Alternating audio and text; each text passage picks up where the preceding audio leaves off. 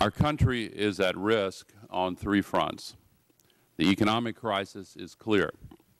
Our national security remains at risk so long as we remain dangerously dependent on flows of foreign oil from reserves owned by sovereign states that are vulnerable to disruption.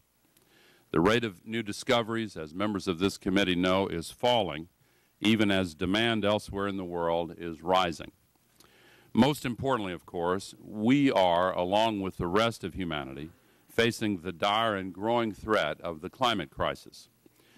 It is at the very heart of those threats that this committee and this Congress must direct its focus.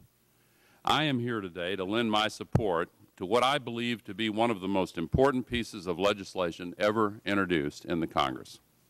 I believe this legislation has the moral significance equivalent to that of the civil rights legislation of the 1960s and the Marshall Plan of the late 1940s.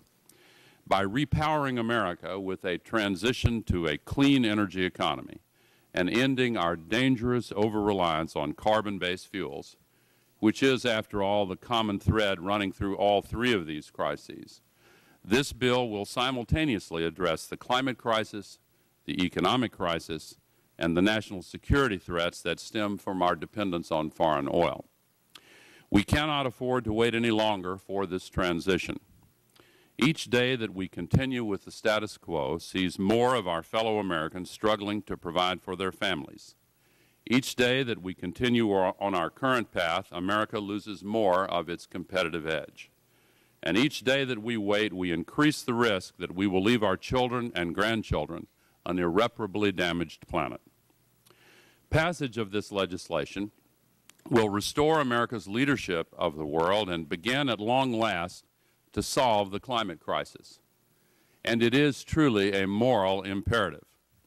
Moreover, the scientific evidence of how serious this climate crisis is becoming continues to amass week after week.